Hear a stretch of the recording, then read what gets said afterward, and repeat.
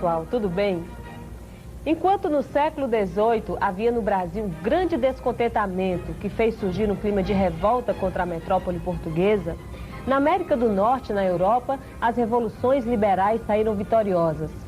Os cidadãos da França e da América do Norte viviam um clima de relativa liberdade. Empolgados com a independência dos Estados Unidos e com a vitória da Revolução Francesa, um grupo de brasileiros começou a se reunir secretamente para organizar o levante contra o domínio português. Começava assim a Inconfidência Mineira. Manuela, o que você recorda desse movimento? Nós conversamos sobre ele na aula passada. Eu já sei que os participantes da Inconfidência Mineira eles foram influenciados pela Revolução Francesa e pela Revolução Americana. E sei também que o início da Inconfidência foi marcado para o mesmo dia da derrama. Mas, olha, quem eram os Inconfidentes? Qual o plano que eles tinham para o Brasil depois da Inconfidência? Bem, Manuela, faziam parte do grupo dos Inconfidentes poetas, advogados, militares, como também médicos, estudantes e até alguns fazendeiros ricos.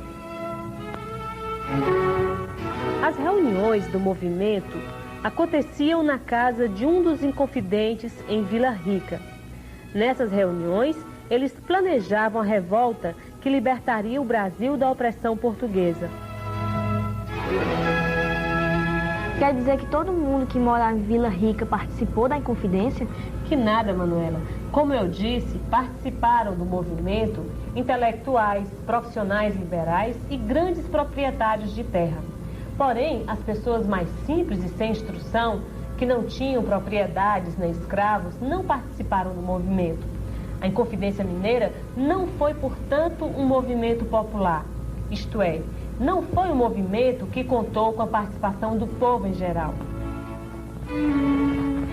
Entre os Inconfidentes, um dos mais empolgados era o alferes, ou seja, o segundo-tenente Joaquim José da Silva Xavier, conhecido pelo nome de Tiradentes por também ter trabalhado como dentista. Joaquim José da Silva Xavier Tiradentes era um dos únicos Inconfidentes que não tinha terras nem escravos. Bom, pessoal, agora em relação à segunda pergunta que a Manuela fez sobre os planos dos Inconfidentes, nós podemos dizer que suas principais ideias eram proclamar uma república cuja capital seria a cidade de São João del Rei, em Minas Gerais. Criar indústrias para que fossem fabricados aqui mesmo os produtos que os brasileiros tinham de comprar de Portugal.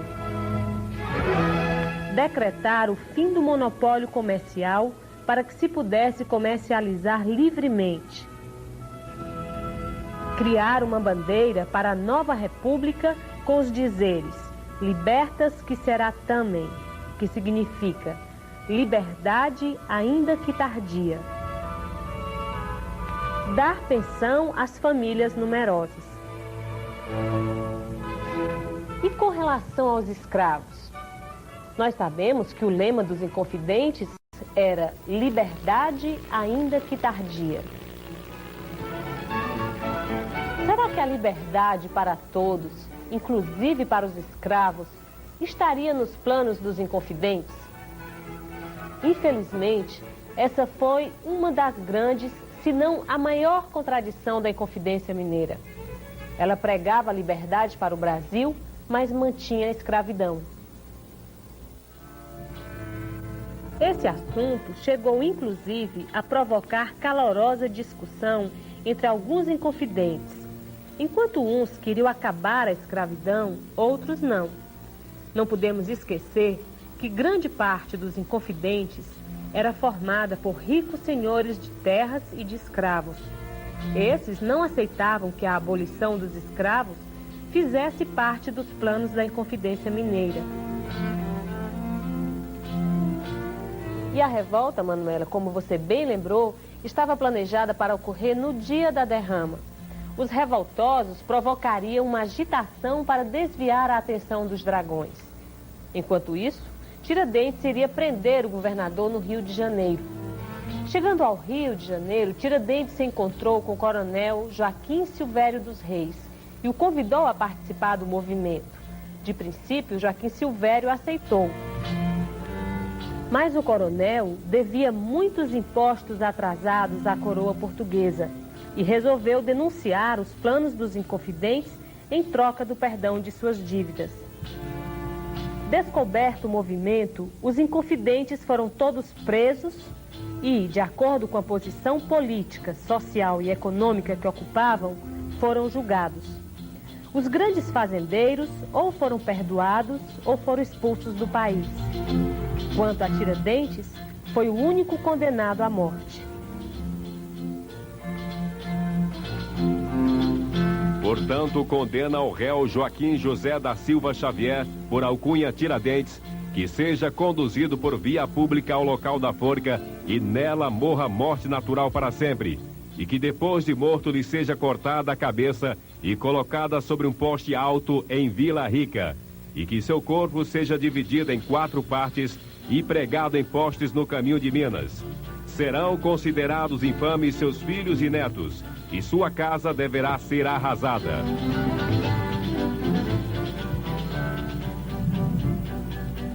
E o que foi que aconteceu depois da morte de Tiradentes? Bom, Manuela, com a morte de Tiradentes, o movimento dos inconfidentes chegou ao fim. Entretanto, turma, nós não podemos dizer que a Inconfidência Mineira foi um movimento fracassado. Ficaram as sementes de mudanças que logo, logo iriam dar seus frutos. Na opinião de vocês, por que Tiradentes foi o único condenado à morte? Nos dias de hoje, será que o povo brasileiro é um povo realmente livre? Turma, o que vocês acham que é necessário para que um povo se sinta realmente livre? Bem, essas são as questões que nós deixamos hoje para vocês. Não esqueçam de fazer a leitura do manual de apoio e também os exercícios do seu caderno de atividades. Um grande abraço para vocês e até o nosso próximo encontro. Até logo, pessoal.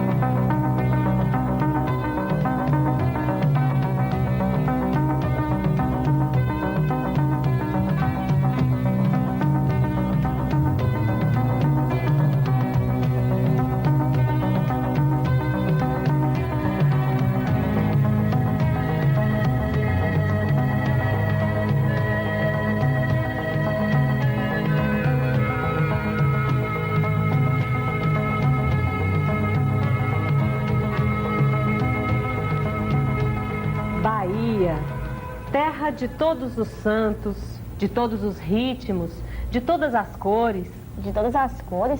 A que você está se referindo, Vânia? Ao povo baiano, Manuela. Você sabia que a maioria da população baiana, especialmente a da capital, Salvador, é negra? Pois é, e os baianos, eles mantêm com muito orgulho as tradições herdadas dos africanos. Pois é, pessoal, e foi na cidade de Salvador, na Bahia, que no século passado surgiu um movimento de grande importância para o processo de independência do Brasil, a Conjuração Baiana ou Revolta dos Alfaiates. Vânia, foi igual a Inconfidência Mineira? Mais ou menos, Manuela.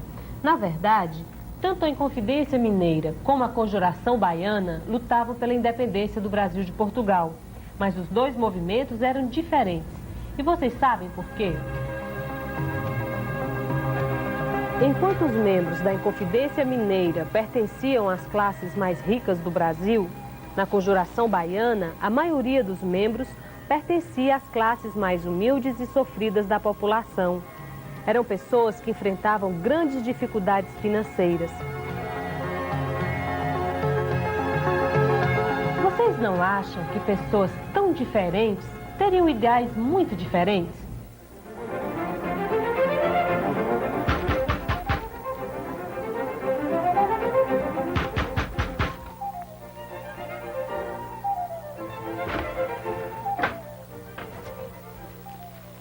Aqui estão os panfletos do nosso movimento. Estou com os dedos doídos de tanto escrever. Se nós tivéssemos pelo menos uma imprensa, seria mais fácil. Ah, escutem só isso. Animai-vos, povo baiano. Está por chegar o tempo feliz de nossa libertação. O tempo em que seremos todos irmãos. O tempo em que seremos todos iguais. Vamos lutar para que não haja mais diferença entre a cor branca, parda e preta. Seremos todos felizes, sem exceção de pessoas. Ah, agora, gente, corre e colhe esses panfletos pelos muros da cidade.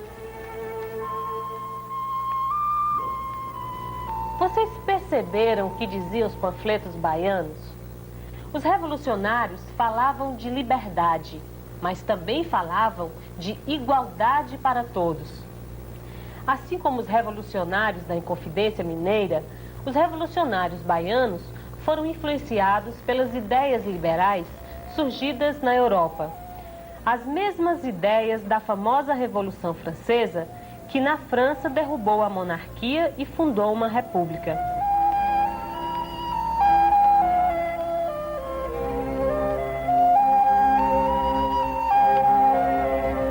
A Revolução Francesa teve, portanto, uma grande influência na Conjuração Baiana. No entanto, teve uma outra revolução que foi decisiva para o movimento baiano. O Haiti é esta pequena ilha que se situa na América Central. No século XVIII, o Haiti era uma colônia francesa. Lá, da mesma forma que no Brasil, se utilizava o trabalho do negro africano como escravo.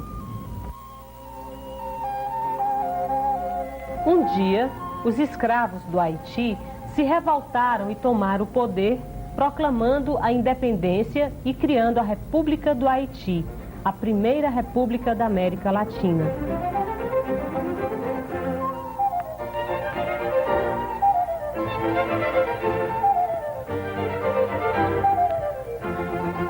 Puxa, Vânia, uma república formada só de ex-escravos?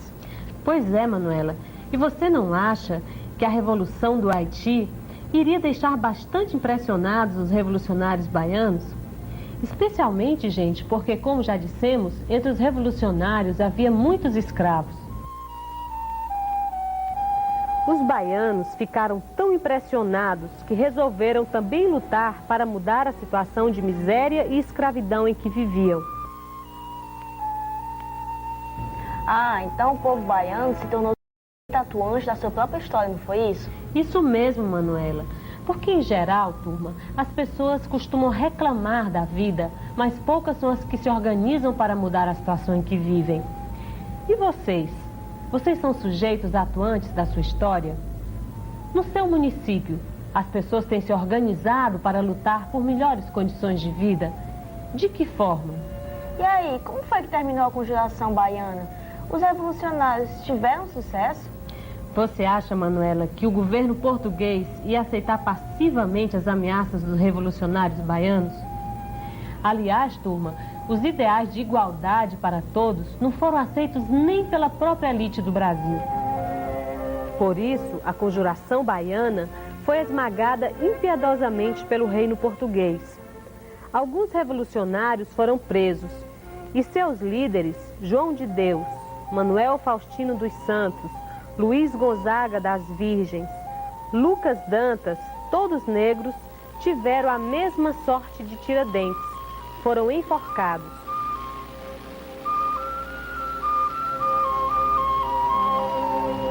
Bem, foi Foi isso que aconteceu com os revolucionários que queriam desafiar a autoridade do reino português. O movimento fracassou, mas o sentimento nacional contra a opressão portuguesa cresceu e a cada dia ficava mais forte. Graças à luta e à coragem dos primeiros revolucionários brasileiros, um dia o Brasil pôde se livrar da opressão portuguesa e se tornar um país independente. Bem, agora reflitam sobre o que conversamos na aula de hoje e sobre o papel que cada um tem como sujeito atuante de sua história. Um bom trabalho para vocês, um grande abraço e até a nossa próxima aula. Até logo, pessoal!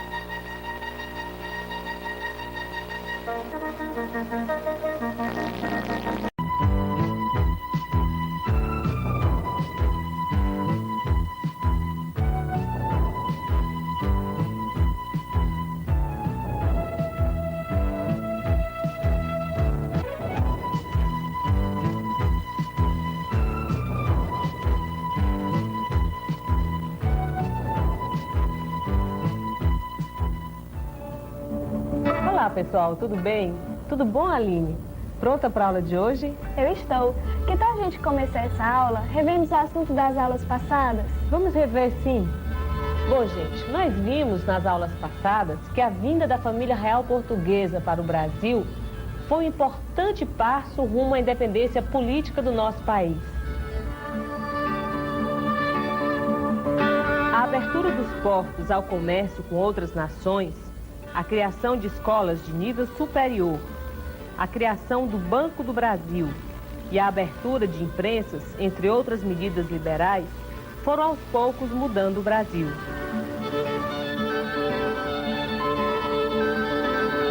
Mas nem todo mundo foi beneficiado com essas medidas. Para muitos brasileiros, a situação permaneceu tão ruim quanto antes, pois a escravidão, a pobreza e a miséria continuaram a existir em todo o Brasil.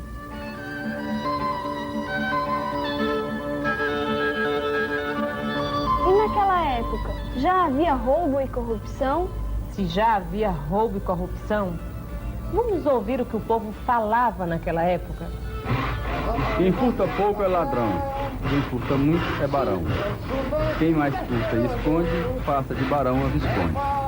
Furta Azevedo no passo, tá agindo o roubo erário, e o povo aflito carrega pesadas cruzes no calvário. Quem furta pouco é ladrão, quem furta muito é barão. Quem mais furta e esconde, passa de barão a visconde. Esses versos eram cantados pelo povo na época em que a família real veio para o Brasil. E eles servem de documento histórico, ou seja, de prova da situação que existia naquela época. Enquanto as elites que administravam o reino roubavam e se corrompiam, vivendo no luxo e sem trabalhar, o povo levava sua cruz. Quer dizer, o povo pagava altos impostos e vivia em péssimas condições de vida. Meu Deus, até parece o Brasil de hoje. De um lado o luxo, de outro a miséria. E aqui no Nordeste, na nossa região, como era a situação? Pois é, Aline. Naquela época, gente, o Nordeste já era uma das regiões mais sofridas do Brasil. Em 1816, uma grande seca arrasou a agricultura nordestina.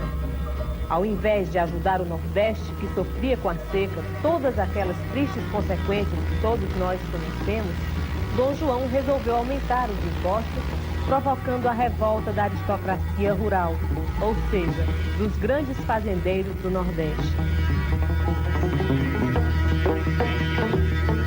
Para piorar a situação, o reino dava tratamento especial aos comerciantes portugueses, enquanto exigia cada vez mais dos brasileiros. Isso aumentou ainda mais a rivalidade entre brasileiros e portugueses. Em Pernambuco, a rivalidade era ainda maior, pois lá já tinha havido uma guerra entre comerciantes brasileiros e portugueses. Foi a Guerra dos Mascates, que estudamos em aulas passadas. Vocês lembram? E os nordestinos ficaram de braços cruzados, suportando todas essas injustiças? Nada disso. Em um Nordeste tão cheio de crises, revoltas e pobreza, as ideias liberais de liberdade, igualdade e fraternidade, pregadas pela Revolução Francesa, foram muito bem aceitas pelos nordestinos que começaram a organizar uma revolução. E o que desejavam os revolucionários nordestinos? Baseados nas ideias liberais, os nordestinos resolveram libertar o Brasil de Portugal. A ideia era fazer do Nordeste uma república governada por um presidente eleito. Esse movimento social ficou conhecido como Insurreição Pernambucana ou Revolução Pernambucana. Recife, capital de Pernambuco, com suas pontes, seus rios e sua grande atividade cultural. Ontem como hoje, Recife foi um grande centro cultural. A influência da cultura holandesa, além da presença de judeus e outros comerciantes, enriqueceu a cultura pernambucana. A Revolução Pernambucana, como o próprio nome diz, surgiu em Pernambuco, mas logo se espalhou por quase todos os estados do Nordeste: Ceará, Alagoas, Paraíba e Rio Grande do Norte. E quem eram os participantes dessa revolução? Bem, participaram dessa revolução pessoas de diversas camadas da sociedade brasileira: padres, estudantes, intelectuais, agricultores e pequenos proprietários. E os negros e índios não participaram? Não, Aline. Embora a Revolução Pernambucana tenha se inspirado nos ideais de liberdade, igualdade e fraternidade, os negros e os índios estavam fora desses planos. Vocês perceberam como a maioria dos revolucionários liberais do Brasil só era a favor da liberdade quando lhes convinha? E como a corte portuguesa reagiu diante dos revolucionários nordestinos? Reagiu da maneira que sempre reagiu quando viu seus privilégios ameaçados. Dom João lançou suas tropas contra os revolucionários e os líderes da Revolução Pernambucana foram enforcados. E quais as consequências da Revolução Pernambucana? Bom, Aline, depois da Revolução Pernambucana, os brasileiros não aceitariam mais o domínio português. A independência estava mais próxima do que nunca. E os próprios portugueses perceberam isso. Ela aconteceria 5 anos depois e seria comandada pelo próprio filho de Dom João, o príncipe Dom Pedro. Mas por que o filho do rei de Portugal comandaria a independência do Brasil? Isso nós veremos na próxima aula. Agora o que vocês devem fazer é ler o manual de apoio, discutir com seus colegas sobre a aula de hoje e resolver os exercícios dos seus cadernos de atividade. Bem, gente, bom trabalho para vocês, um grande abraço e até a nossa próxima aula. E até nosso próximo encontro.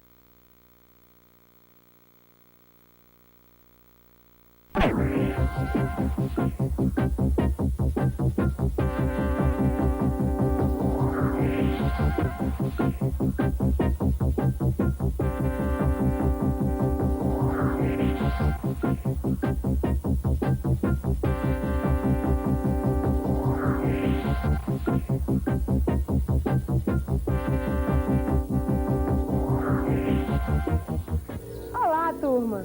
Estudamos na aula anterior os aspectos físicos da região metropolitana de Fortaleza. Hoje, veremos como o homem, com seu trabalho, desenvolvendo atividades produtivas, interfere na paisagem natural, transformando os recursos naturais em bens sociais. Mas o que são bens sociais? Olá, Renata, tudo bem? Hoje estou aqui junto com os telealunos para tirar as dúvidas que aparecerem nesta aula. Renata, você perguntou o que significam bens sociais, não foi mesmo? São bens resultantes do trabalho do homem sobre a natureza e que deveriam beneficiar a todos. Como sabemos, apenas uma pequena parte usufrui desses bens. É isso aí, Carran. Nem sempre esses bens são socializados. Ou melhor, são utilizados por todos. Sabemos que a região metropolitana de Fortaleza é uma região de atividades produtivas bem diversificadas. Mas vocês sabem quais são as atividades produtivas desta região? A pesca, a agropecuária, indústria, comércio, serviços, o turismo, a cultura. Muito bem, turma. É isso aí, Renata. Muito bem, gente. Agora nós vamos ver de perto todas essas atividades produtivas da região metropolitana de Fortaleza.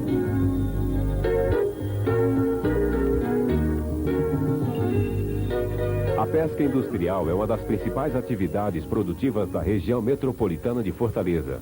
Os barcos pesqueiros saem para o mar em determinadas épocas do ano para a pesca da lagosta e do camarão.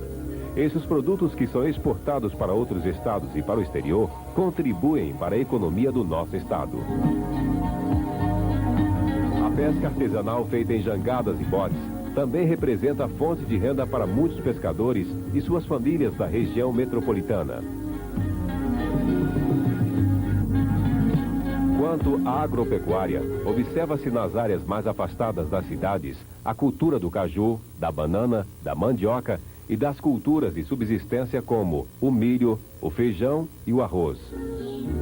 No Cinturão Verde, área da periferia onde são praticadas as lavouras, encontramos os produtos hortifrutigranjeiros, ou seja, produtos das hortas, do cultivo de frutas e das granjas, além da criação de animais. O setor industrial da região metropolitana de Fortaleza é o mais importante do estado. Neste setor encontramos indústrias como confecções, alimentícias, metalúrgicas e químicas. No comércio merece destaque a cidade de Fortaleza com seu comércio varejista e atacadista, que comercializa com todo o Ceará e vários estados do Nordeste. Para realizar esse comércio, o transporte rodoviário tem um papel fundamental. Essa região está ligada às demais regiões, através de várias rodovias. Essas rodovias ligam a região metropolitana às demais regiões. As estradas que têm denominação BR são construídas e conservadas pela União. Já a ICE são da responsabilidade do Estado. No turismo destacam-se as belíssimas praias de Fortaleza, Aquiraz e Caucaia, onde o sol brilha durante quase o ano inteiro.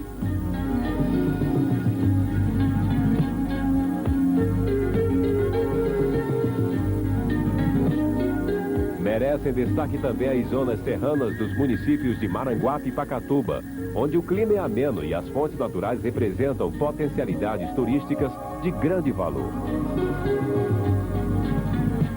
Na cultura da região metropolitana de Fortaleza, destacamos os fortes traços de cultura indígena na alimentação, na língua, nos costumes, bem como artesanato diversificado e rico. Contamos também com o acervo histórico do Museu Sacro São José de Ribamar, em Aquiraz.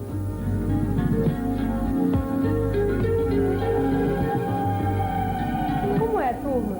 Gostaram da nossa aula de hoje? Na próxima aula, voltaremos a mostrar a vocês mais coisas da região metropolitana de Fortaleza. Até breve, amigos. Até lá, turma.